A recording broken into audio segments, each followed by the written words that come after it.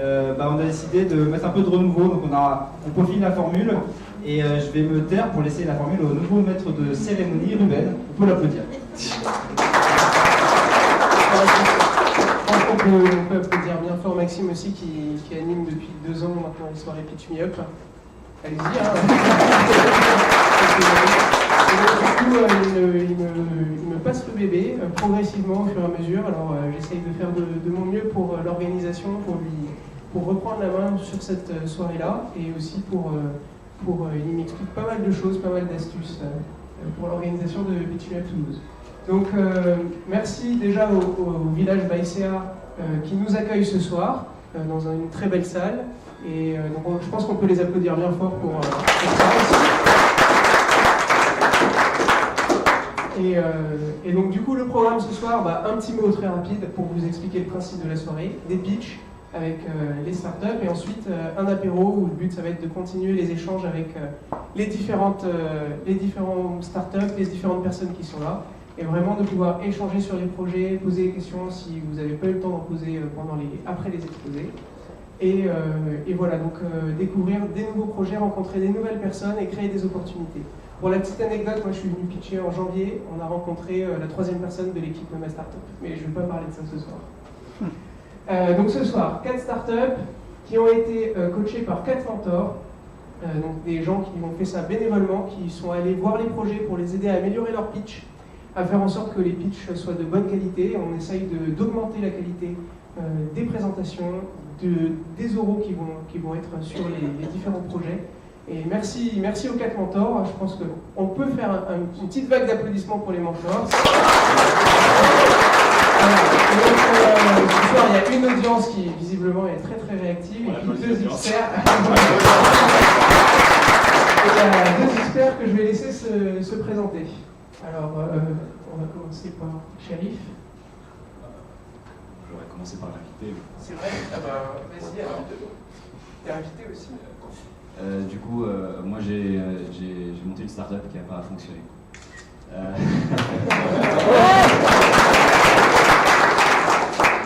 Et du coup, suite à ça, je me suis beaucoup intéressé au sujet. Je me suis dit pourquoi j'ai vu des trucs, je suis resté très proche de l'écosystème startup. Aujourd'hui, je suis consultant en stratégie d'innovation pour les grandes boîtes. Merci, moi c'est Cédric Mallet. J'ai aussi monté des startups qui n'ont pas fonctionné, mais c'était il y a plus longtemps. J'en ai fait d'autres qui ont fonctionné depuis. Et aujourd'hui, je suis MD de Numa Toulouse, où j'accompagne des startups et des porteurs de projets comme ceux qu'on verra ce soir. Et peut-être Ruben.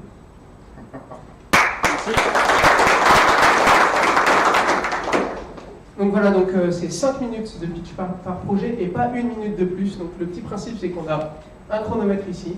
Quand le chronomètre tombe à 0, on compte sur vous pour applaudir, on coupe, que ce soit la fin ou pas, on est impitoyable là-dessus. C'est 5 minutes de pitch. Et ça sera 10 minutes ensuite de feedback qui vont être découpées en 5 minutes de feedback pour les 2 experts. Pareil, chronomètre, à la fin des 5 minutes, je compte sur vous pour applaudir.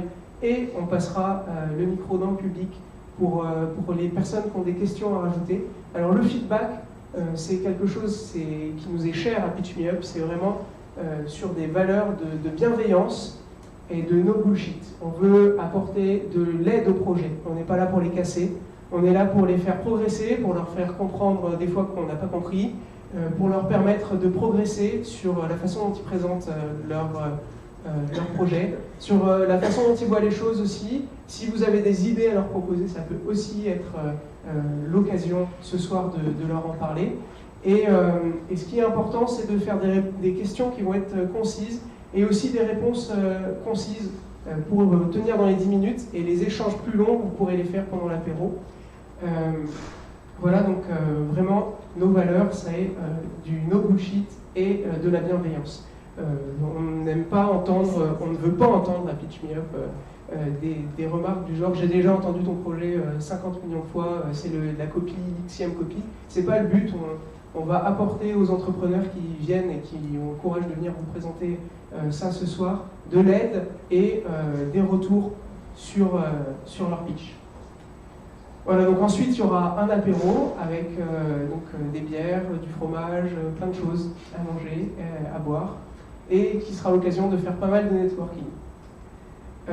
Alors, on est bénévole, on avance les frais pour l'apéro, on avance pas mal de choses aussi pour le matériel, Et du coup, la soirée est gratuite, il y a une participation libre. Si ça vous a plu, vous pouvez laisser 3, 5 euros, 10 euros, comme vous voulez. Si ça vous a pas plu, on vous demande rien, il n'y a pas de souci par rapport à ça. Voilà, donc c'est participation libre dans la cagnotte qui est là.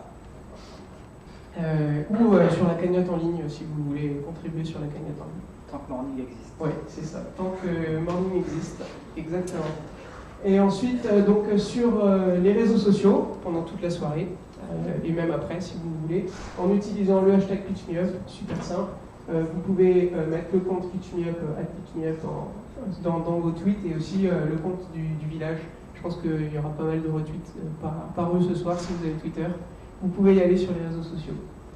Voilà, on a une chaîne YouTube, je vous encourage à vous abonner. En plus, l'année dernière, l'un des objectifs l'année dernière, c'était d'avoir 100 abonnés pour pouvoir personnaliser l'URL. Ça a été atteint à la 9e édition de PitchMeUp saison 2. Et donc du coup, maintenant, c'est ça. Donc il y aura la vidéo de ce soir qui sera disponible en ligne.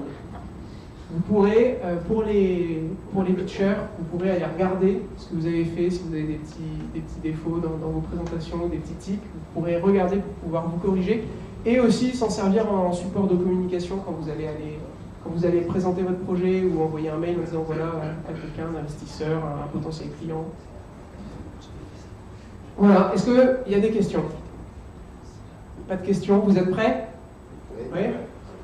Et bien c'est parti pour les 4 projets, donc dans l'ordre qui a été tiré au sort: SteadyCook, Adobe Matomat, Walkie et Axelock. Et je pense qu'on peut les applaudir.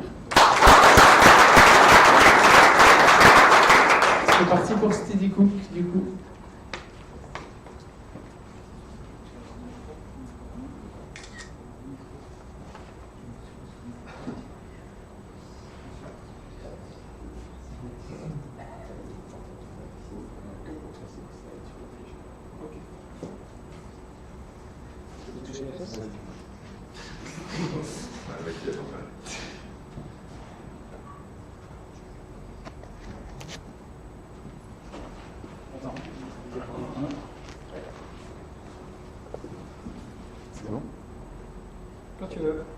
Allez, c'est parti. Bon, bonsoir à tous, je m'appelle Marc Lamy, je suis le fondateur de SteadyCook. En tant qu'ancien contrôleur de gestion et responsable des achats dans de grands groupes hôteliers, j'ai côtoyé de nombreux chefs cuisiniers et l'un d'entre eux un jour m'a dit « Tu sais Marc, savoir cuisiner c'est une plus-value, ce qu'on nous demande c'est d'être de bons gestionnaires ». Et en effet, un chef cuisinier dans une cuisine, il a beaucoup de choses à faire. Tout d'abord, il doit trouver les meilleurs produits au meilleur prix, avec les meilleurs fournisseurs. Tous les jours, il doit s'occuper de ses commandes, passer ses commandes vers ses dizaines de fournisseurs. Donc ça prend beaucoup de temps au téléphone. Et puis, il doit s'occuper aussi de la partie gestion facturation, gestion des avoirs, vérifier si les prix facturés correspondent bien aux prix négociés, vérifier s'il a bien reçu ses avoirs. Parallèlement, il doit aussi s'occuper de toute sa gestion, et savoir le coût de revient d'un plat. Le coût de revient d'un plat, c'est s'il perd ou il gagne de l'argent sur ce plat. Pour accompagner les chefs cuisiniers, nous avons créé SteadyCook. SteadyCook, c'est le premier outil de gestion d'achat qui met en relation les fournisseurs producteurs locaux avec les restaurateurs. La solution que nous proposons, c'est d'accompagner le produit de sa sélection dans notre catalogue où tous les fournisseurs producteurs locaux peuvent présenter leurs produits jusqu'à l'arrivée dans l'assiette du restaurateur en passant par toutes les étapes de processus d'achat que SteadyCook va dématérialiser et automatiser. Le marché, aujourd'hui, il est de 195 000 restaurants. 58% d'entre eux sont des restaurants traditionnels et on estime à 10 000 clients nos clients cibles par rapport à leur volume d'achat et leur qualité de produit. La valeur ajoutée de SteadyCook, tout d'abord, on est la première marketplace qui met en avant les producteurs locaux et les fournisseurs. En face, les restaurateurs vont pouvoir trouver le produit qui leur correspond grâce à un système de filtre. Et donc, on va faire matcher l'offre et la demande. Donc, le restaurateur gagne du temps et va gagner en qualité et en prix aussi. Ensuite, une fois qu'il a sélectionné son produit, on va tout regrouper sur une même feuille de commande dématérialisée qu'il va retrouver sur smartphone ou sur tablette et il va pouvoir passer commande directement de ses stocks sans passer par le téléphone. Avec SteadyCook, on rassemble tous les fournisseurs sur une même plateforme et il n'y a pas de temps perdu au téléphone. Ensuite, sur la partie gestion livraison, on va gagner du temps sur la gestion facturation et gestion des avoirs. Avec SteadyCook, on est en mesure de savoir si le prix facturé correspond bien au prix négocié et s'il y a un écart de prix, SteadyCook se charge de la demande d'avoir automatiquement. Donc là, encore une fois, un gain de temps énorme. Et la dernière étape, le coût de revient, grâce à des fiches techniques qui sont dématérialisées, le restaurateur sait exactement combien lui coûte son plat et sait s'il perd ou il gagne de l'argent. Notre offre pour les restaurateurs, elle est composée de 3 packs. Le premier, Steady Meat, qui permet aux restaurateurs d'avoir accès à tout notre catalogue et notre base de données de produits. L'offre Steady Follow qui va accompagner le restaurateur dans sa commande et la gestion de livraison, donc on va lui faire gagner du temps sur cette partie. Et l'offre Steady Control qui est l'outil de gestion d'achat qui va lui permettre d'avoir une maîtrise totale sur ses achats et donc sur les statistiques, les fiches techniques, etc. Du côté des fournisseurs, on leur propose un outil de e-commerce, un nouveau canal de communication et donc pour alléger leur force commerciale. Et on va prendre une commission sur leurs transactions effectuées sur SteadyCook. La concurrence, on en a bien sûr sur chaque service qu'on a. Tout d'abord sur la partie catalogue, il existe de grands distributeurs comme Metro qui proposent un large éventail de produits, mais ils sélectionnent en amont leurs produits alors que nous, on propose une marketplace où tous les fournisseurs producteurs locaux peuvent présenter leurs produits. Sur le temps de commande, on l'a vu tout à l'heure, les chefs cuisiniers passent beaucoup de temps au téléphone. Nous, on va dématérialiser, on va automatiser cette partie-là grâce à SteadyCook. Sur la partie gestion, facturation et avoir, il existe déjà des logiciels de gestion, mais ils sont difficiles, peu intuitifs et très coûteux. Et enfin, sur la maîtrise du food cost, il existe des centrales d'achat qui regroupent du volume et qui permettent de négocier sur les produits, mais ça ne donne pas le choix aux chefs cuisiniers de trouver le produit qu'ils souhaitent. L'équipe, on est 3 aujourd'hui associés. On a un informaticien qui s'appelle Jérémy, moi-même qui m'occupe de la partie commerciale qui va prospecter les restaurateurs et les fournisseurs, et Lise qui est la juriste qui s'occupe des contrats. Aujourd'hui, on a un réseau, on crée ce réseau SteadyCook, 150 fournisseurs actuellement depuis 3 mois, 40 restaurateurs testent, on a 7000 produits référencés, on a de belles maisons toulousaines, on a de beaux établissements toulousains. Et on souhaite développer ce réseau forcément. Donc si dans la salle il y a des restaurateurs, des fournisseurs, producteurs ou si vous avez de la famille dans ce milieu, n'hésitez pas à parler de nous. Voilà, je vous remercie pour votre attention. SteadyCook, c'est là où la rencontre se fait.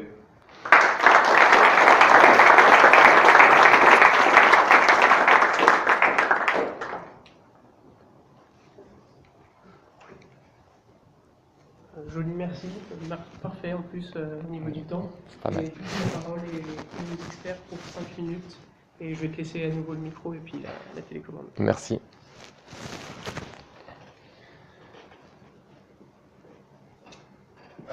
Déjà, moi j'ai trouvé l'entraînement très bien parce que le fait que tu attaques sur ce côté gestion, etc., on comprend tout de suite la promesse en fait. Dans les 15-20 premières secondes, là, il marche pas.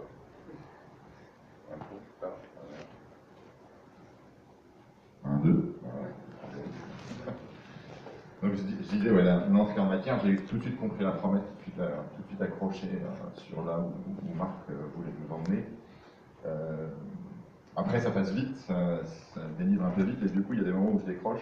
En particulier au moment où tu commences à aborder les restaurateurs, j'aurais aimé passer à des choses peut-être plus du type de persona, voire, parce que 195 000 restaurants, ça ne veut pas dire grand-chose pour moi, plus voir les typologies de restaurants, est-ce qu'il y en a pour lesquels ça marche mieux que pour d'autres, etc. Parce que je pense qu'il y a un vrai sujet là-dessus, où tu aurais pu aller dessus.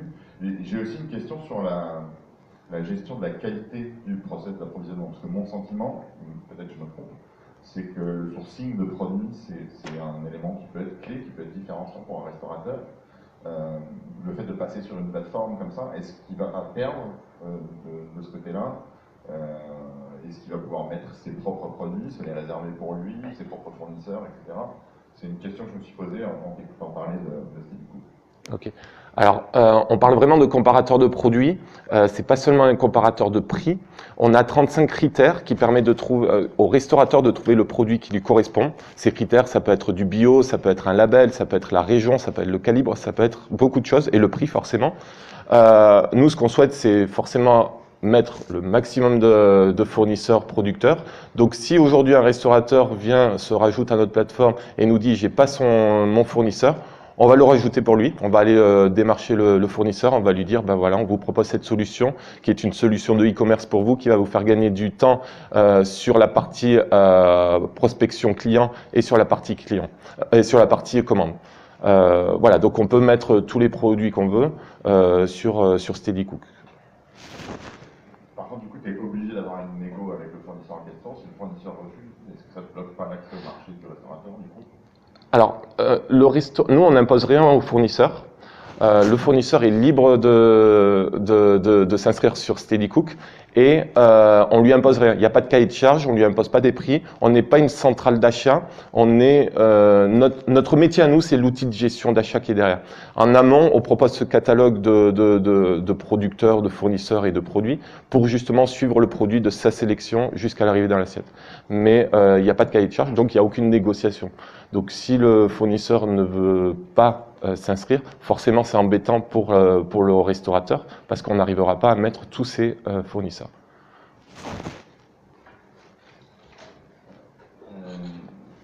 Marc, moi je vais rappeler sur quelque chose que Cédric a dit, c'est la qualification de la cible. Tu me donnes un nombre, tu me dis je vais en toucher 10 000 sur ce nombre-là. Alors tu as dit 2 mots sur la qualification, dont un c'est qualité, je ne sais plus quel est l'autre. La valeur, le volume d'achat. Et donc, quand tu dis volume d'achat et qualité, tu ne nous dis pas là où ta solution est performante, pour quel volume d'achat et pour quelle exigence de qualité. Ok. Et ça c'est vraiment une. J'imagine que tu as une réponse, mais je pense que c'est très important de le mettre dans le pitch. Ok. Et ce qu'il y a, ce qui peut aider aussi à vraiment savoir quelle est la cible exacte, c'est la quantification du problème. Quand je dis que le problème c'est de la perte de temps, combien? Ça peut vraiment donner beaucoup de force à ton pitch et même dans ton discours commercial, de dire ce type de restaurant perd en moyenne 1 heure par jour, ce qui fait sur une année, et tu chiffres ça. Et là, on a quelque chose de beaucoup plus solide et qui te permet derrière de confronter à la réalité pour savoir quel type de restaurateur ont en effet un problème qui est à ce niveau-là et lesquels n'ont pas. Ok. Alors pour répondre à ta question, en effet, donc je vais repasser le slide parce qu'on l'a sur le slide, mais je le dis pas durant le pitch. Pour un exemple d'un restaurateur qui fait 300 000 € de chiffre d'affaires par an, on estime à 20 minutes par jour son temps de commande, comme vous pouvez voir ici, ce qui représente, si on l'étale sur l'année avec un coût horaire d'un chef cuisinier à minimum 20-30 €, ça fait 2 000 € par an d'économiser. Pareil sur la gestion de facturation et sur la partie avoir, si on étale, on le lisse sur une semaine, ça fait 30 minutes par jour.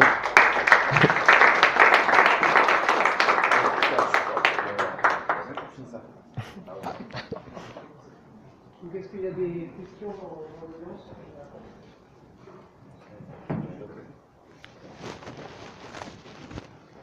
Bonsoir. Moi j'avais une question sur tu dis que vous prenez en charge tout le process depuis la commande jusqu'à l'arrivée dans l'assiette, mais concrètement, au niveau logistique, vous apportez quoi au restaurateur sur la livraison, par exemple, du produit au moment où il est acheté et il arrive chez le restaurateur? Alors, on ne s'occupe pas du tout de la logistique. C'est pas une chose aujourd'hui qu'on fait et c'est pas une chose qu'on fera. On pourra proposer une prestation de service de logistique pour les fournisseurs, petits producteurs qui n'ont pas les moyens de livrer régulièrement les restaurateurs. Bon, ça, c'est quand on arrivera à une taille un peu plus grosse. Mais en termes de logistique, en effet, on s'en occupe pas. Quand je dis on accompagne le produit de sa sélection jusqu'à l'arrivée dans l'assiette, c'est en termes, c'est en valeur, enfin en gestion tout simplement. Voilà. C'est peut-être un élément à mettre un peu en avant parce que moi, dans mon esprit, c'était compris. Ouais, finalement, ok. On s'occupe de tout et le restaurateur n'a plus qu'à commander. Finalement, il le reçoit chez nous. Ok. Si le producteur n'est pas capable de livrer, il va arriver. Ouais, ok. Et c'est clairement quelque chose qu'on aimerait faire, c'est pouvoir rassembler justement les petits producteurs pour pouvoir livrer cette marchandise. Bonsoir. Bonsoir. Pour connaître aussi un restaurateur et qui m'explique un peu les rouages et comment ça marche, je pense qu'il y a une grosse partie de restaurants qui se fournissent sur un pourcentage qui ferait frémir beaucoup de gens, essentiellement chez Métro 2. Et à l'opposé, on a des gens qui aiment travailler des produits de qualité et qui ont déjà leur propre réseau, les chefs de vin chez le caviste sur la même place, qui ont leur maraîcher préféré, etc. Donc je pense que ta solution elle a certainement un intérêt, mais sur une partie du volume des achats, et je pense que c'est un peu illusoire d'imaginer que ça puisse représenter l'ensemble des achats d'un restaurant. Et du coup, est-ce que tes prévisions tiennent compte de cette segmentation, enfin, du fait que même si vous avez un restaurant, vous n'allez pas forcément être au milieu de 100% de ces achats? On en est conscient. Alors, pour reprendre les deux exemples que tu as pris sur Métro, par exemple, en effet, il y a beaucoup de restaurateurs qui vont chez Métro parce que c'est la facilité pour eux. Comme nous, quand on va chez Leclerc, c'est la facilité. On a tout à portée de main. Mais aujourd'hui, en tant que particulier, on voit des solutions aussi arriver pour consommer local. On est aussi sur cet état d'esprit. Steadycook, c'est la solution pour consommer local de façon à commander facilement chez les producteurs fournisseurs et retrouver tous les produits sur une même plateforme. Du côté, l'autre exemple que tu disais sur un restaurateur à son réseau de producteurs, en effet, il a son réseau, mais ça lui prend du temps de créer son réseau. Et pour avoir échangé avec beaucoup de restaurateurs qui ont voulu travailler des produits locaux dès le départ, ils ont mis 2 ans à créer leur portefeuille fournisseur, si je peux dire, et à trouver les fournisseurs qui leur correspondent. Et même aujourd'hui, quand je vais chez des restaurateurs, il y en a beaucoup qui me disent « Est-ce que tu as ça? Est-ce que tu as ça ?» Parce que j'en trouve pas. Sachant qu'il y en a, mais on ne le sait pas. Parce que les fournisseurs, les petits producteurs, aujourd'hui, quand bien même ils arrivent à créer un petit site internet, ils vont avoir un problème de référencement sur Google. Ils ne savent pas se montrer. Et c'est normal parce qu'ils n'ont pas le volume, ils n'ont pas les sous pour faire ça. Donc du coup c'est ce que Steadycook propose. Grâce à son catalogue, on tape ses critères. Si on veut du produit local, si on veut du bio, etc. Et on lui propose tous les fournisseurs qui sont à proximité. Et une autre chose que je voulais préciser, c'est qu'on n'empêche à aucun moment la relation fournisseur-restaurateur. C'est-à-dire que sur Steadycook, tous les fournisseurs producteurs locaux ont leur présentation, leur numéro de téléphone, leur adresse mail, de façon à ce que le restaurateur puisse les contacter et puisse aller à la rencontre du producteur et découvrir le produit, parce qu'on ne peut pas tout dématérialiser.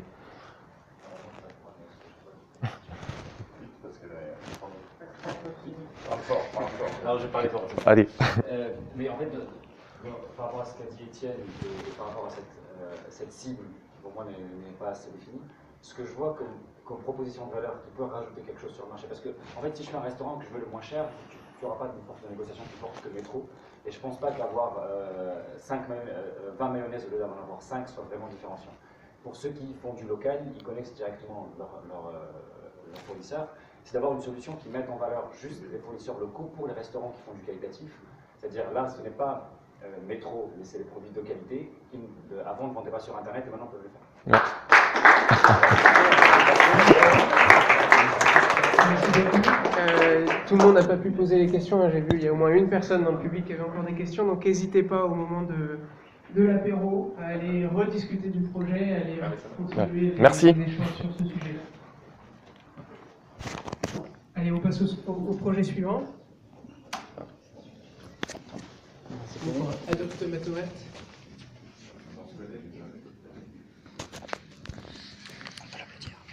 On peut l'applaudir.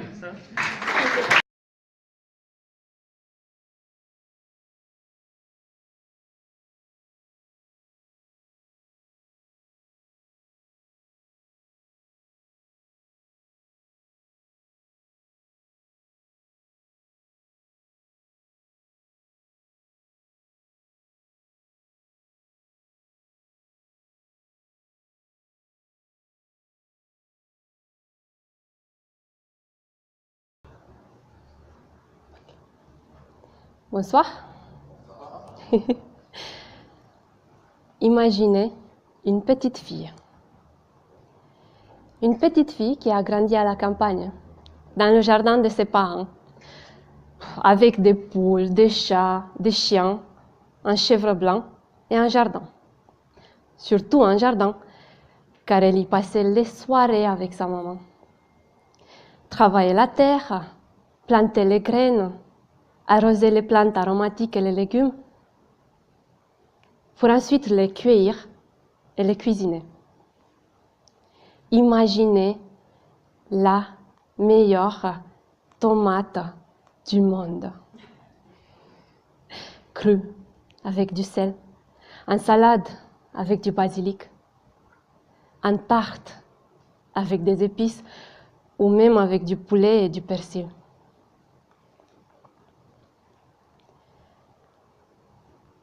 Je suis Octavia Ivan et je suis née à Bucarest. J'ai grandi dans le jardin de mes parents. La petite fille, c'est moi et j'adore les tomates. Un jour, un touriste toulousain a croisé mon chemin et nous sommes tombés amoureux. Du coup, j'ai déménagé à Toulouse. Comme vous le voyez, il n'y avait pas la place pour un jardin, même pas pour un pied de tomate. Aujourd'hui, j'habite à Toulouse, dans un petit appartement, au 3e étage. Du coup, pas de jardin. Pas de jardin, pas de tomates. Cela fait aujourd'hui 3 ans et demi que j'ai plus mon jardin. En me promenant à la découverte de la ville, j'ai remarqué plein de petits terrains à côté des maisons. Sauf que il n'y a que du gazon. Les enfants, ils n'apprennent pas à jardiner avec leurs parents. Je me suis donc posé des questions. Comment faire pour entrer en contact avec les propriétaires de ces jardins? Comment faire pour les convaincre à jardiner ensemble? Et comment faire pour les récompenser? En partageant la récolte ou en organisant des apéros et en convainquant encore plus de gens. C'est comme ça que le projet est né. Adopte ma tomate est aujourd'hui une application Internet qui propose la mise en relation entre des personnes qui n'ont pas un jardin mais qui souhaitent jardiner, comme moi, et des personnes qui ont un jardin mais qui n'ont pas le temps ou qui ne peuvent plus s'en occuper, comme vous peut-être. Adopte ma tomate va encore plus loin et propose la gestion de cette relation pour que le jardinier et le propriétaire profitent au maximum du temps passé dans leur jardin. Vous l'auriez compris, Adopte ma tomate, c'est le futur du co-jardinage urbain. Si vous aussi, vous avez envie de trouver la personne avec laquelle jardiner, rien de plus simple. Allez sur le site adoptematomate.com, remplissez le formulaire, suivez-nous sur Facebook. Et si dans la salle, il y a des développeurs motivés qui seraient intéressés de travailler avec nous pour faire avancer encore plus loin le projet, parlons-en pendant l'apéro. Merci.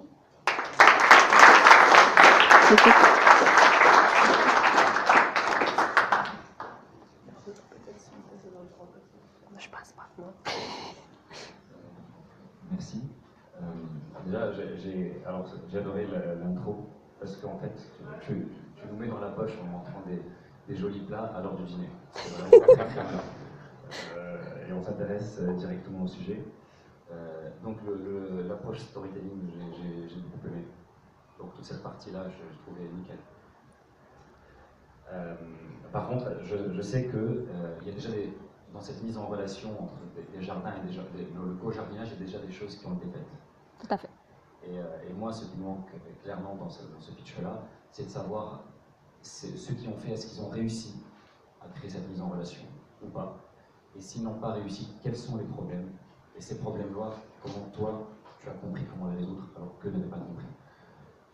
Là, c'est l'inspiration qui va t'aider à te lancer dans une start-up, mais tout le parcours derrière de découvrir les problèmes et les résoudre, c'est ça qui m'a terriblement manqué dans le pitch. Et si tu as des éléments, je mets un... Oui, bien sûr. Je veux juste mentionner, le projet, il vient de faire ses premiers pas. On a quelques semaines d'existence. Du coup, c'est normal qu'il n'y a pas tous les infos. Par contre, on a étudié quand même nos concurrents. Et en les étudiant, on n'arrive pas à savoir s'il y a des mises en relation ou pas. Parce que sur le site internet, il n'y a jamais un feedback, on ne voit pas les commentaires. On a testé.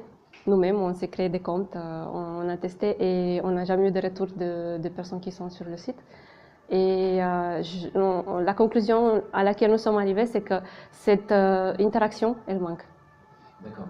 Et il y a d'autres solutions, il me semble, où ça ne passe pas par le site internet. Est-ce que vous avez regardé, il y a des initiatives qui se font, etc. Est-ce que vous avez regardé là sur le terrain, parce que votre service internet n'est qu'un pilier.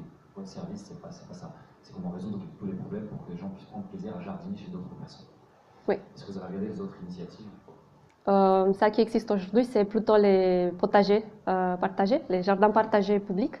Et le souci que les gens ont qui essaient à accéder à ce jardin, c'est qu'il y a une liste d'attente et que voilà, il n'y a pas vraiment de place à Toulouse. Pas dans tous les quartiers, on sommes d'accord, mais il y a des quartiers, surtout en centre-ville, où les jardins partagés sont pris. Je prends pas le micro parce que je beaucoup, moi, pareil, sur le début, je trouve que tu es une merveilleuse conteuse. Je suis complètement rentré dans ton histoire et tu m'as bien accompagné dedans. J'ai juste trouvé que c'était un peu long, parce que finalement, je regardais le chrono, j'attendais un peu qu'est-ce qui va arriver en business model, comment elle résout le problème, etc. Et j'ai été un peu déçu du coup sur la fin, alors que le début était assez énorme. Il restait plus beaucoup de temps pour la fin. La première question que je me suis posée en t'écoutant, c'est quel est le potentiel des jardins, parce qu'en ville, j'ai pas le sentiment qu'il y en a tant que ça qui sont accessibles. Donc du coup, je me pose vraiment la question, qu'il y ait des gens qui ont envie d'aller jardiner, je me dis, ok, ça je peux comprendre. Mais des jardins qui soient accessibles pour faire ça, et protégés, etc., je trouve que ça manque beaucoup l'info là-dessus, en fait, dans ta présentation. Je n'ai pas les chiffres, mais on parle des jardins privés. C'est des petits bouts de terrain qui sont à côté des maisons qui existent à Toulouse. Ça peut être dans les résidences, ou comme ça peut être à côté d'une maison, tout simplement. Oui, je me doute, non, mais c'était pour avoir une idée, parce que souvent, c'est un peu une place de marché, grosso modo, de mise en relation, et il y a toujours une question entre l'offre et la demande, etc. Il faut trouver un moyen que ce soit un peu près équilibré. Et là, moi, c'était une vraie question, parce que tu montres des photos de ville et on ne les voit pas, on ne les visualise pas beaucoup, ces jardins, en fait. Parce que, et derrière, je me pose des questions sur les problématiques d'accès à ces jardins, sur les problématiques d'outillage nécessaires pour jardiner, comment je vais stocker, etc. Donc ça m'a amené plein de questions, en fait. Et c'est jamais trop bon quand un pitch laisse sur autant de questions, en fait. C'est ce que je voulais... c'est pour ça qu'on a la partie gestion de la relation, pour répondre notamment à ces questions qui peuvent apparaître soit de partie propriétaire, soit de partie jardinier. Et encore une fois, le projet il est juste au début. Et s'il y a encore des questions pendant l'apéro, je suis là, je réponds avec grand plaisir. Alors, on va avoir même 5 minutes encore de questions. Ça fait que commencer. Donc on peut faire peut-être aussi. Non, ça va. On vous laisse 30 secondes. Mais c'est que 30 jours. Bonsoir. Du coup, moi, j'ai pas vraiment une question, peut-être plus une supposition, une proposition. Est-ce que si les modèles de gestion des relations propriétaires, personnes intéressées, n'est pas forcément défini, est-ce que s'inspirer de modèles existants, type j'ai un parking chez moi et je veux le proposer à la location à d'autres particuliers, est-ce que ça, pour répondre justement aux problématiques de l'outillage, les accès, est-ce que eux ils ont peut-être déjà trouvé des solutions pour permettre aux gens d'accepter que d'autres rentrent chez eux, arrivent sur leur terrain, toutes ces problématiques liées à la propriété, à la vie privée, etc. Est-ce que ces modèles-là ne peuvent pas, d'une certaine manière, inspirer des solutions pour le jardinage partagé? Si je ne me trompe pas, quand on fait la location de garage, par exemple, il y a un échange monétaire qui se fait.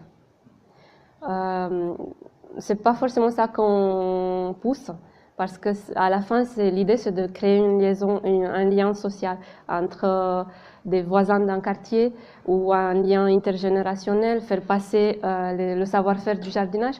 Donc l'idée c'est vraiment que les personnes arrivent à jardiner ensemble dans le même temps, dans le même jardin.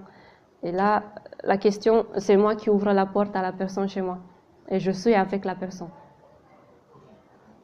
Après, juste sur la question de la notion de valeur, que ce soit de l'argent ou du savoir, ça reste de la valeur. C'est pas que de l'argent. Salut. Donc moi j'aime pas les tomates. Non mais plus sérieusement en fait je voulais savoir comment tu comptais gagner de l'argent. Parce que j'ai l'impression que tu n'as pas trop envie d'en gagner. Si t'as pas envie d'en gagner, c'était pas une start-up. Donc voilà, donc, comment tu comptes gagner de l'argent? Et puis, déjà, vas-y, réponds. On a une première version de modèle économique. On va avoir un abonnement annuel pour les utilisateurs et aussi on va avoir des partenariats avec les entreprises qui souhaitent créer des jardins pour leurs employés chez eux ou les enseignes qui vendent les produits pour le jardinage. Oui, donc la deuxième question, c'est parce qu'en fait, tout à l'heure, tu disais qu'en fait, tu t'étais inscrit sur des plateformes qui étaient plus ou moins équivalentes. Et donc, en fait, ma question, c'est, vu qu'en fait, elles ne marchent pas, en fait, ces plateformes, qu'est-ce que toi, tu as proposé, en fait, de différent, et à part toi, mais qu'est-ce que tu as proposé de différent pour justement que ça marche, et que, peut-être que ce que tu m'as dit, c'est une bonne question, elle est justifiée. On a étudié vraiment les concurrents qu'on a et on s'est posé cette question, comment on peut faire mieux? Et la conclusion à laquelle nous sommes arrivés, c'est que les personnes ont vraiment envie de sentir une connexion qui des fois n'existe pas. Donc c'est pour ça qu'on a les services qu'on propose avec l'application. On va les énumérer un peu. Oui, on a une newsletter qui va être mise en place personnalisée pour les personnes qui sont en train de jardiner dans le même jardin en fonction d'endroits où ils sont. Bon, il y a des notifications personnalisées qu'ils vont recevoir. Il y a un management de qui fait quoi et quand dans le jardin. Comme ça, c'est facile à gérer le travail du jardin. Et encore d'autres qu'on essaye de garder pour l'instant pour nous, oui. Comme je n'ai pas d'autres mains levées, je j'en prie. C'est juste, tu as dit à la fin que tu cherchais un développeur, oui. Et je pense qu'au stade où tu en es du projet, il faut oublier cette idée. Parce que tu as tout à comprendre de toutes les problématiques qui ont fait que les autres sites n'ont pas réussi, et il ne faut pas penser à site, c'est un service. Qu'est-ce qui fait que les gens, en fait, de définir déjà plus précisément ta cible, puisque toi tu fais partie des cibles, mais qui sont les autres personnes qui font partie exactement de ta cible, et de résoudre toutes les problématiques, tu as besoin de sites pour ça. Il faut que tu arrives à trouver un moyen de mettre en relation des gens dans ce cas-là. Allez, chef, on a repris 30 secondes que vous aviez laissé à l'avance, et j'ai des questions aussi. Ok. L'apéro. Bonjour, en fait, je m'appelle Alexandre. Déjà, ça fait plaisir de voir une fille pitcher. Ça fait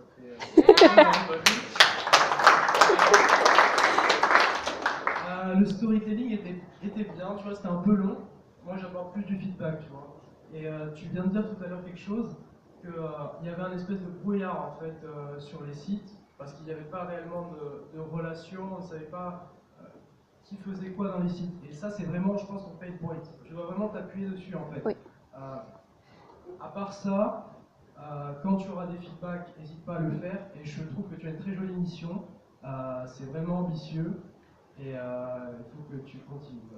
Mais appuie-toi vraiment. Tu as la mission, il faut que tu t'appuies sur le pain point. Qu'est-ce qui ne va pas, en fait? Le problème, c'est pas je vais apprendre à ma fille faire la tomate. C'est planter des tomates. Merci beaucoup. On va passer au projet suivant. On discute. Allez, ça c'est à moi.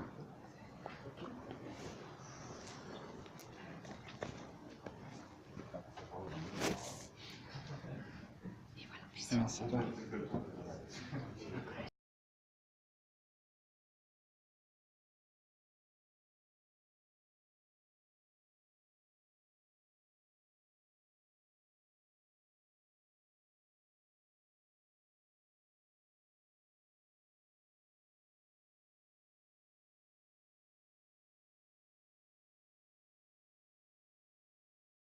Si tu as besoin. Ok.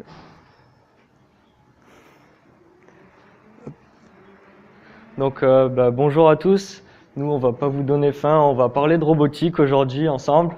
Mais avant, est-ce que vous êtes levé ce matin en vous disant que ce que vous venez de faire relève d'un exploit?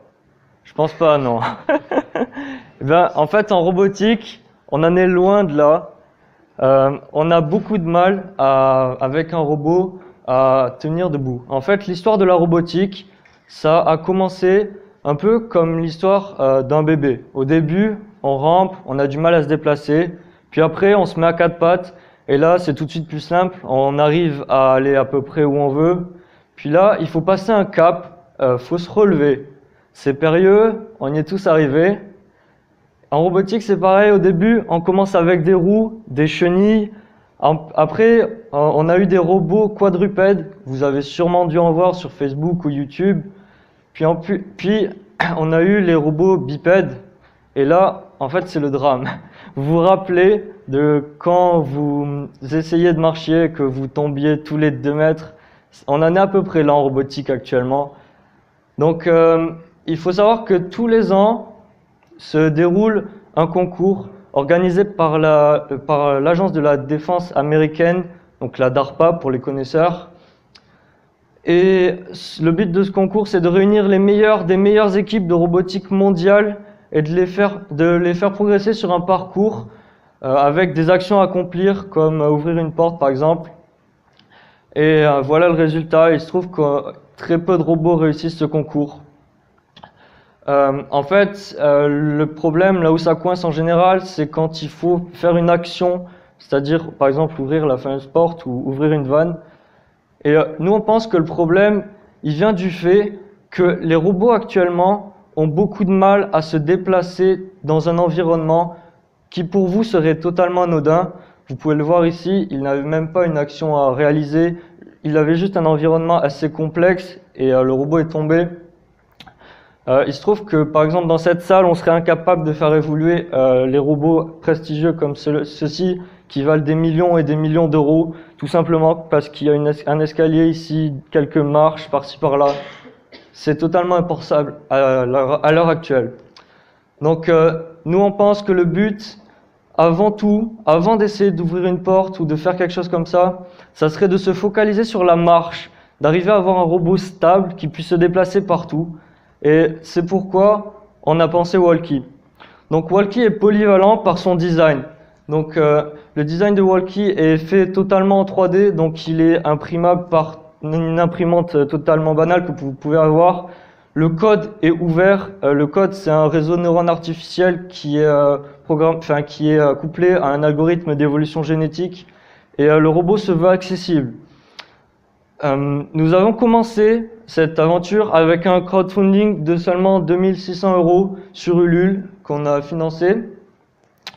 On est une équipe aussi très réduite, moi-même qui m'occupe de la programmation et de l'ingénierie du robot, Félix qui s'occupe de la com et de l'image, et François qui s'occupe du design. Et il se trouve qu'après les 4 mois qui ont suivi ce crowdfunding, on en est là, on a une plateforme qui arrive à se tenir debout et qui tient toute seule en équilibre au bout de 4 mois avec 2600 €. Je vous ai parlé de millions et de millions tout à l'heure. Donc pour nous aider à progresser, on aurait besoin de vous. On voudrait créer une plateforme vraiment très stable pour par la suite ajouter les accessoires, les options que vous voulez y mettre dessus. Vous voulez mettre un corps, vous y mettez un corps. Vous voulez seulement un bras, vous mettez seulement un bras. Vous êtes pompier, vous voulez y mettre une lance incendie, vous y mettez une lance incendie. Donc cela combiné aux applications, et on a un robot qui est capable de fournir de nombreux services. Donc voilà, si vous avez trouvé ce projet intéressant, vous pouvez nous suivre sur Twitter, on est très actifs, sur YouTube aussi, on fait quelques vidéos. Et surtout, n'hésitez pas à venir nous voir à la fin de l'apéro, à la fin de la présentation pour l'apéro. Et s'il y a des makers intéressés dans la salle ou des gars forts en programmation, même des femmes, et n'hésitez pas à venir nous voir et on serait super intéressés de parler avec vous. Merci.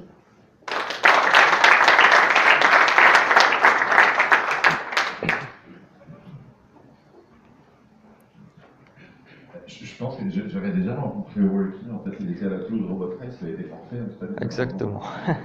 Je rattache. C'était pas forfait. Bon, ce que j'ai vu, ça relève plus du défi techno la start-up, le pitch de start-up, etc. On est d'accord. J'ai trouvé que tu mettais pas mal de temps à arriver à l'enjeu que tu voulais relever. En fait, c'était un peu long. Hein. J'ai pas regardé exactement le timer, mais je pense que tu étais quasiment à la moitié de ta présentation avant que je comprenne que l'objet c'était de faire une plateforme pipette capable de marcher et que c'était l'enjeu. Et ce qui m'a manqué un petit peu, c'est que tu nous as pas expliqué pourquoi c'était important d'arriver à faire une plateforme pipette, parce que presque je me dirais, en voyant ça, mais dans ce cas-là, c'est pas grave, on y met 4 pattes, mais on avance. L'enjeu en termes de fonctionnalité est relevé, donc pourquoi est-ce que ça serait important d'arriver à faire un pipette? J'ai pas trouvé ça dans ta présentation, ça m'a un peu manqué. Donc, c'est bon. Ok. Donc, simplement parce que, comme vous avez pu le constater, par exemple, quand on imagine un futur assez proche, on s'imagine avec des robots qui pourraient nous aider au quotidien, je sais pas, aller acheter mon pain ou n'importe quoi. Et il se trouve qu'on n'a pas du tout ça. Et notamment parce que l'environnement dans lequel on évolue de nos jours, il est pensé pour des humains, il est fait pour des humains. Un robot de la taille d'un chien avec 4 pattes ne pourra pas ouvrir une porte ou quoi que ce soit.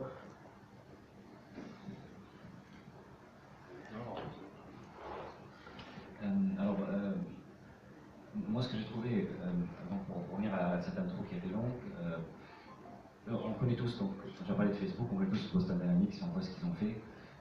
Il y a même une vidéo qu'ils ont sortie il n'y a pas très longtemps, ils ont montré un robot bipède qui faisait un parcours, notamment un backflip à la fin, je ne sais pas si tu l'as vu. Oui. Alors, et mon souci, moi, c'est, en tout cas sur cette première partie, c'est de dire, le fait de dire les robots aujourd'hui sont mauvais et nous on va résoudre cette question, on peut être très ambitieux dans un pitch, mais quand on montre une ambition telle que celle-ci, il faut le justifier. Sinon ça nuit à la crédibilité. Peut-être que vraiment vous êtes plus fort que Boston Dynamics, mais il faut l'expliquer. Non, mais c'est-à-dire que dans un pitch, il est nécessaire d'expliquer quand l'ambition est autorisée du moment qu'on l'explique. Oui. Et là où je vois, moi, un élément, en fait, l'élément que je trouve le plus intéressant dans le pitch, c'est celui qui a été traité un peu rapidement, c'est le côté open source. De dire, aujourd'hui, il y a une entreprise qui coûte très très cher, qui bosse dessus. Nous, on veut faire bosser toute la communauté de makers mondiale sur une plateforme commune pour faire avancer ce projet-là.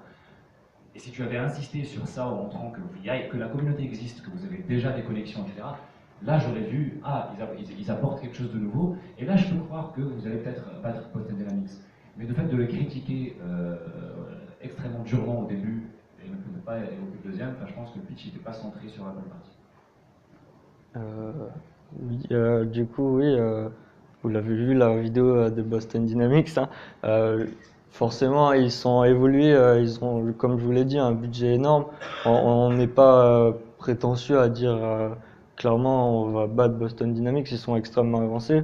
On dit juste que voilà, toutes les vidéos qu'ils ont sorties, par exemple, en dehors de leur laboratoire, leur robot il a jamais tenu debout. Alors moi je suis pas du tout d'accord avec Sheriff sur le coup. Tout simplement, ce que j'ai vu, Boston Dynamics, j'aimerais bien savoir combien ils ont dépensé de dollars pour faire leur robot qui marche. Là j'ai vu une plateforme ouverte qui montait avec 2600 €. C'est un peu le Raspberry Pi de la robotique, quoi, tu vois. Donc en soi, pour moi, ça a un intérêt. Mais moi ce que je dis, c'est que l'intérêt est plus dans la solution d'ouverture que... C'est ça, mais dans la solution économique. C'est plus temps à expliquer votre approche. Ok. Merci beaucoup de temps. Je n'ai pas trouvé. Ok. Bon, à part ça, il y a une question. Bonjour. Du coup, je rejoins un peu le point de Milly qui est, tu es passé rapidement sur le fait que ça soit open source, mais je pense qu'il faudrait que tu axes vraiment quelque chose là-dessus, et notamment parce qu'après sur ton business model, vu que tu travailles dans l'open source, souvent le business model comme MongoDB ou comme toutes les entreprises open source se base sur une version entreprise.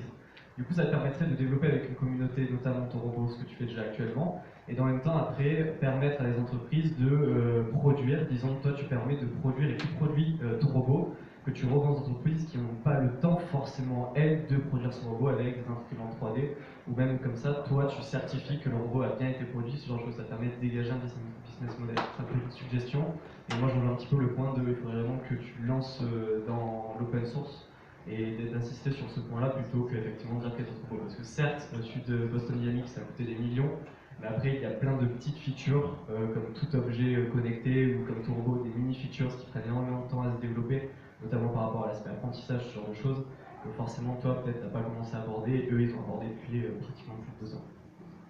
Ah ouais, je vous rejoins tout à fait. D'ailleurs, à la base, c'était un peu notre but.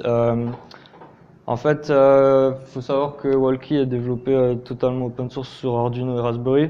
Donc, notre but, comme vous l'avez dit au début, c'était en fait de donner l'accès aux makers qui, eux, pourront en fait produire de la valeur sur le robot, c'est-à-dire, comme vous l'avez dit, en fait, très bien expliqué, en fait, créer des applications et que les entreprises n'auraient pas forcément le temps de faire. Et voilà, ça serait vraiment le business model. Et après, de reprendre ça et pour proposer à des gens qui ne seraient simplement pas intéressés par le fait de créer eux-mêmes de perdre du temps à créer leurs produits, en fait. Truc à noter aussi, il y a eu beaucoup de conférences il n'y a pas longtemps suite à des événements sur le côté open source, ta force qui peut être notamment pour le pitch des entreprises, c'est qu'aujourd'hui il est considéré pour les entreprises comme investir dans des bases de données par exemple comme Oracle ou des projets non open source, c'est extrêmement dangereux pour eux parce que si l'entreprise meurt, la solution meurt avec et n'est plus évolutive. C'est-à-dire que toi du coup tu proposes une solution et ça c'est intéressant dans une pitch d'entreprise, bon, voilà c'est pas le cas. Mais dans un pitch d'entreprise, de dire voilà, nous on a une solution open source, si le projet est quand même out, il y a quand même une communauté qui continue à l'entretenir, et de toute façon la solution restera là et pourra continuer à évoluer et vous pourrez la customiser sans avoir de support derrière. Je rajouterai un truc plus technique du coup, sur tout ce que la partie deep learning IA qui est mon domaine. Tu parles de Q-learning, du coup tu l'as pas dit de cette manière-là, mais c'est du Q-learning. Fais attention si tu veux faire des apps et ouvrir ton projet à ce point-là, parce que il faut derrière avoir le matériel pour assurer quoi. Entraîner, faire du Q-learning en gros pour expliquer aux gens que ça se passe, c'est on entraîne une IA dans un environnement virtuel à marcher, à faire des trucs. Et c'est des millions et des centaines de millions d'itérations avec des GPU de malade. Donc du coup, si tu veux faire des apps en disant aux gens vous pouvez lui enlever un bras, enlever un machin, faire un truc, rajouter tout ce que tu veux, apprendre à marcher à 4 pattes, 5 pattes, 2 pattes, c'est bien, mais en termes d'infrastructure, c'est pas possible, quoi. Donc comment t'envisages ça?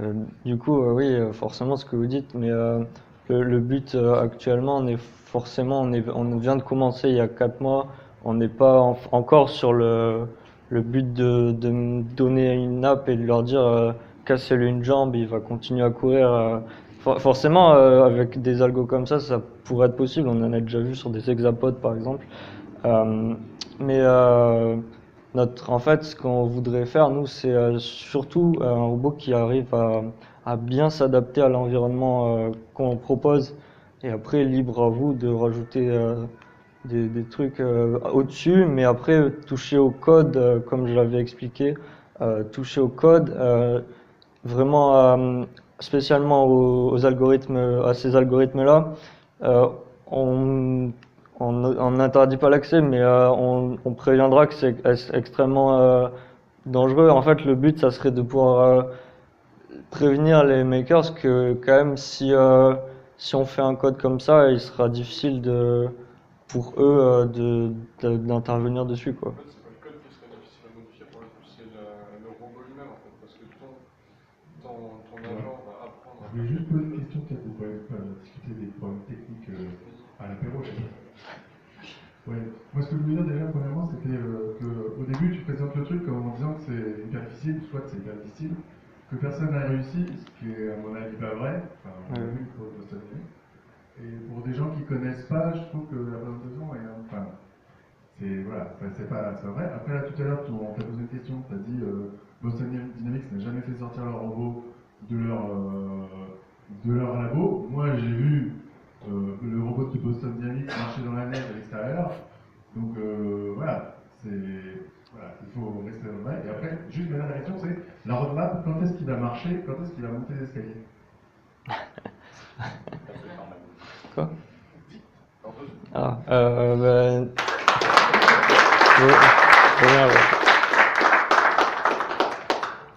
Je te répondre, t'as 5 secondes, le temps qu'on monte. Quoi?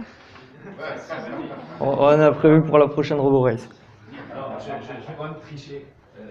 Et en fait, je pense pense que ton métier, c'est plus la gestion de la communauté qui va faire ce robot que de faire la fabrication du robot. Ouais, justement, on est inscrit dans beaucoup de forums et on a sur plusieurs pages plus de 10 000 vues. Ouais. Ah, désolé. Merci.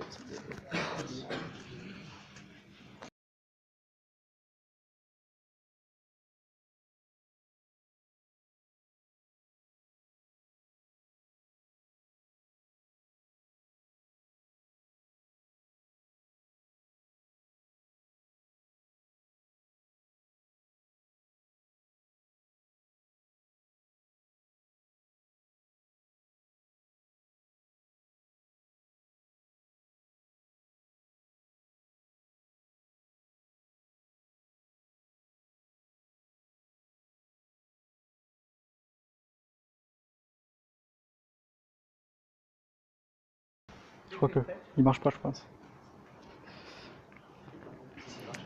1, 2, 1, 2. Ok.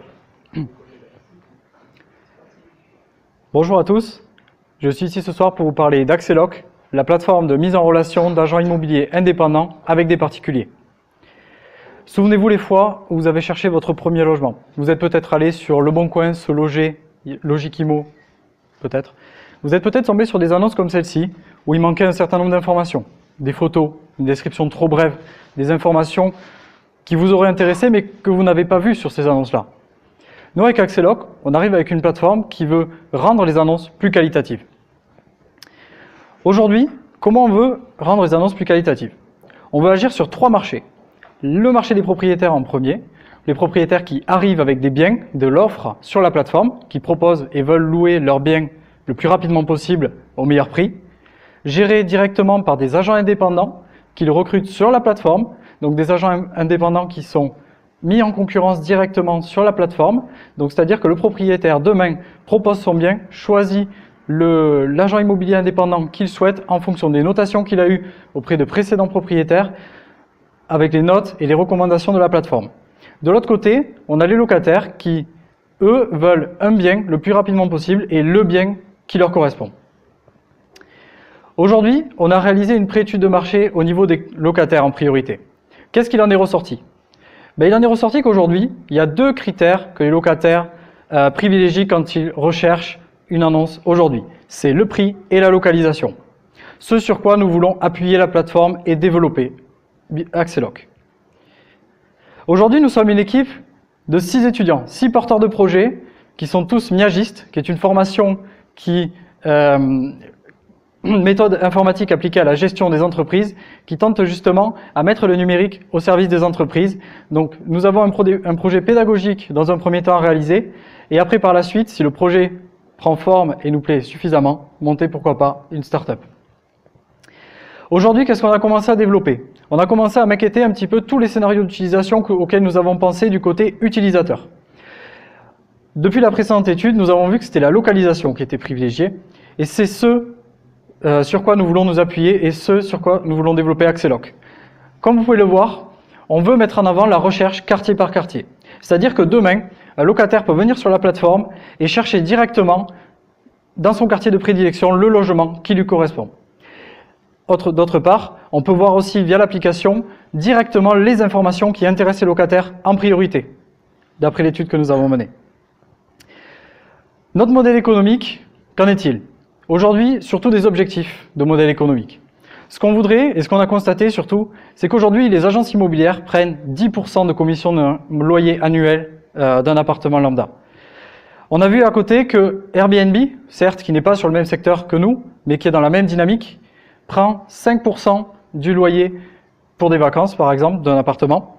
Nous, avec Axiloc, nous avons pour objectif de nous positionner justement entre les deux et de proposer un taux de 5% sur le loyer, pour justement diviser par 2 les frais d'agence, avec les mêmes services.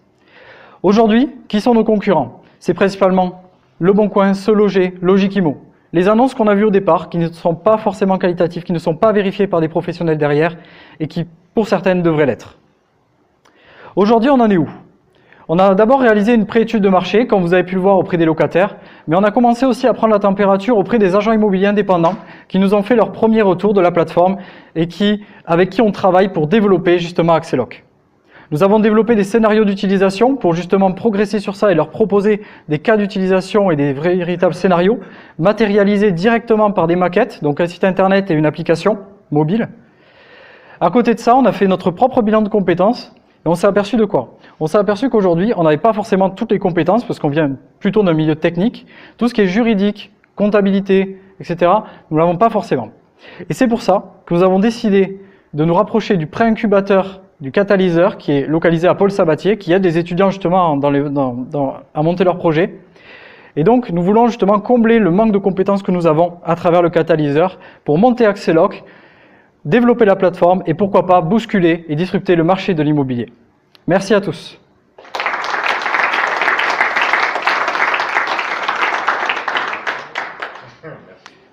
Maintenant, je vais appeler David et Gaëtan sur la scène pour répondre aux questions avec moi.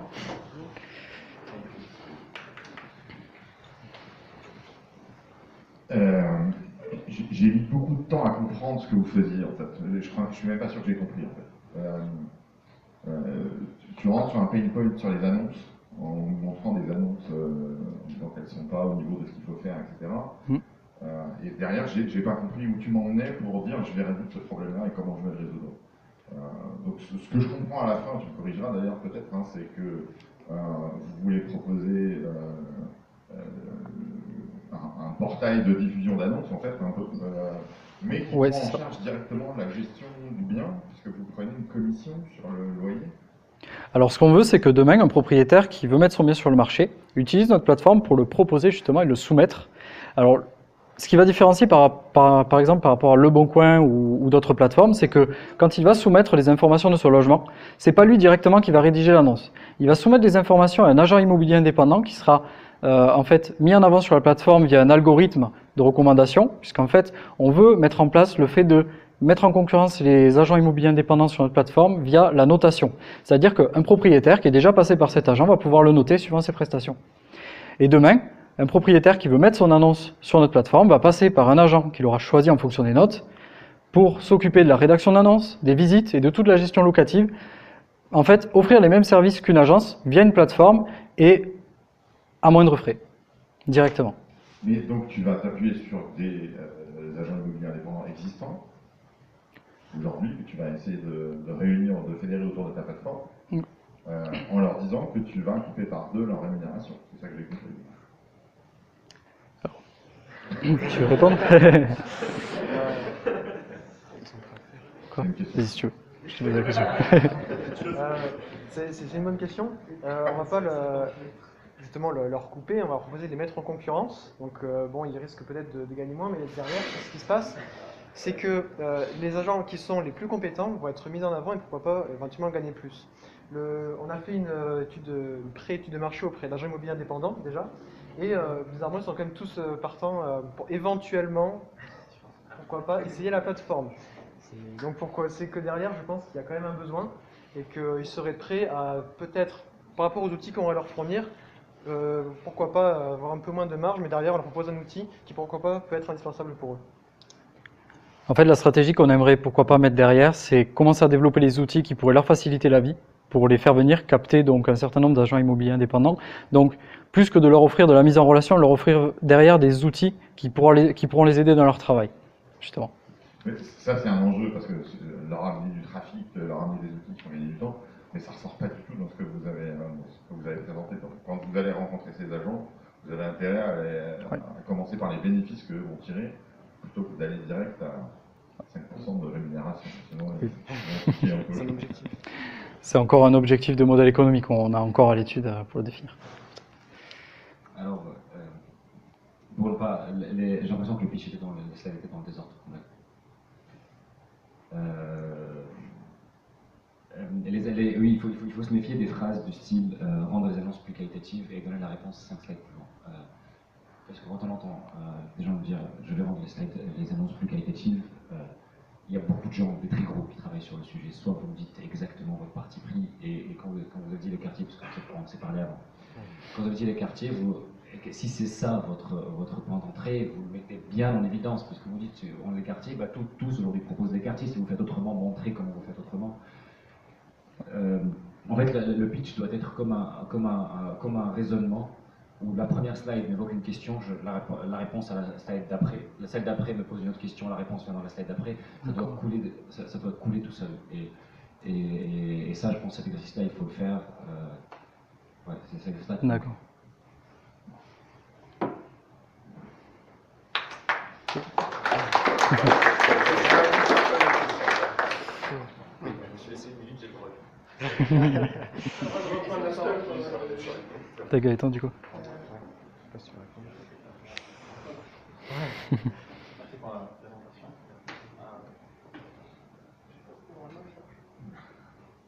Ça marche. Allez. Alors, après, normalement, vous avez un feedback de 100 personnes. Je pense que c'est pas resté. Est-ce que vous avez passé par Facebook, essayer de voir plus Alors, en fait, on est passé par plusieurs groupes Facebook, principalement en rapport avec l'immobilier. Donc, on a des groupes de peut-être 10 000, on a 10 000 personnes, on avait 2 groupes à 5 000. Le problème, c'est que voilà, on a eu, au total, on a eu 125 feedbacks. Et on a bien publié notre questionnaire. Et maintenant, ce qu'on essaye de faire, c'est de récupérer plus d'informations, mais en ciblant les agents immobiliers cette fois. Ma prochaine question, en fait, c'est quoi votre client acquisition? Est-ce que vous avez pensé, en fait, comment gagner en fait, des clients? Quels sont les potentiels? Les clients, ce sera tous ceux qui utilisent les actuels sites. Bien. Est-ce que vous passez par un moyen de marketing, passez par des annonces?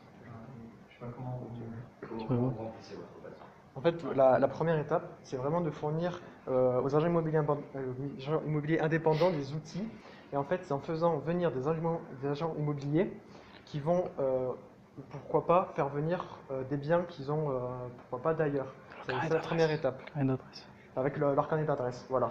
Et ensuite, derrière, il y a des propriétaires qui, avec le marketing, la communication, qui pourront, pourquoi pas, venir directement sur une plateforme. Mais notre point d'entrée, pour le moment, c'est les agents immobiliers indépendants avec leur carnet d'adresse. Une petite question. Ouais. Qu'est-ce qui vous protège, en fait, d'un concurrent de notre petite boîte, des gens qui vont copier votre modèle, probablement? Ce qu'on aimerait faire, donc on a parlé de la mise en concurrence tout à l'heure et de la recommandation d'agents immobiliers. Ce qu'on aimerait faire, c'est, outre la recherche quartier par quartier, qui va peut-être être notre premier axe de développement, au niveau du système de recommandation, proposer un algorithme réellement efficace et prometteur qui va permettre de réellement faire de la recommandation, ce qu'on trouve actuellement sur aucune plateforme en lien avec l'immobilier.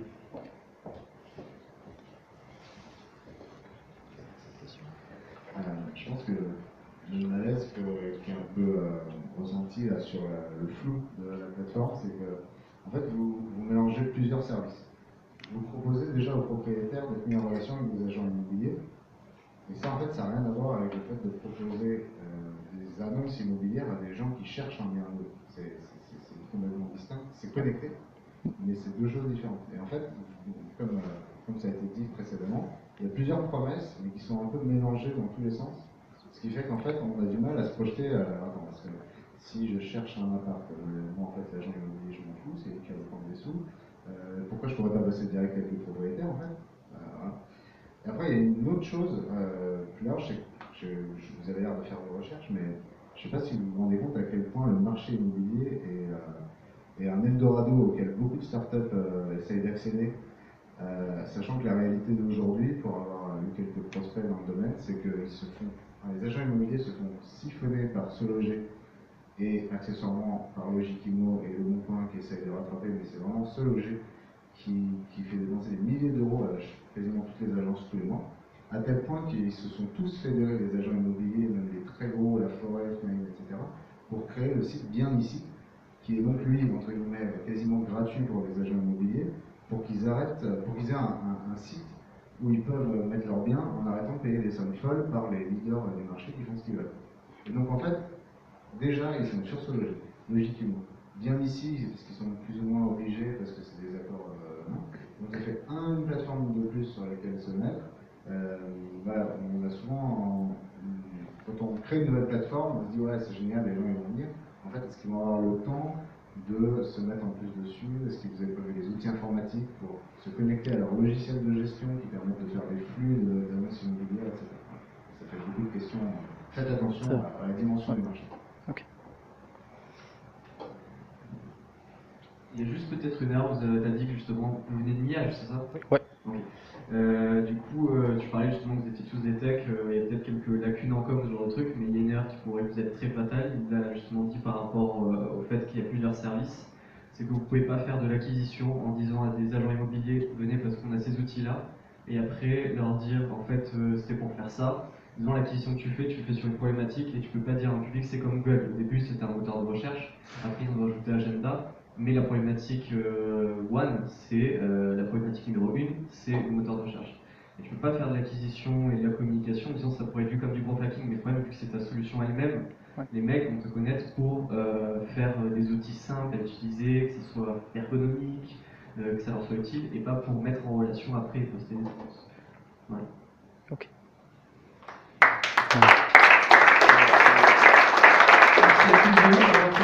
Beaucoup de gens qui se levaient dans le public, donc ils vont certainement continuer à répondre à vos questions. Moi, il y a eu juste un petit truc, j'en profite aussi, parce que j'ai envie de faire la remarque, c'est sur la carte, sur l'une des slides que vous avez présentée, il y a marqué quartier 4. Je me suis rendu compte que Toulouse était coupée en quartiers. Moi, je suis quartier 17 et je m'en suis rendu compte en prenant des photos sur Instagram. À chaque fois, ils mettaient Toulouse, quartier 17. Qu'est-ce que c'est que ce truc? En fait, Toulouse est découpée, voilà, elle est découpée en quartier. C'est assez bien fait, et puis voilà, on voit le petit quartier 3 là, en bas à gauche. Ouais. Et c'est assez bien fait, c'est un quadrillage très bien foutu. Peut-être que vous pouvez l'utiliser pour votre application de géolocalisation. Voilà, okay, merci beaucoup. Je pense qu'on va réapplaudir les 4 projets et les 5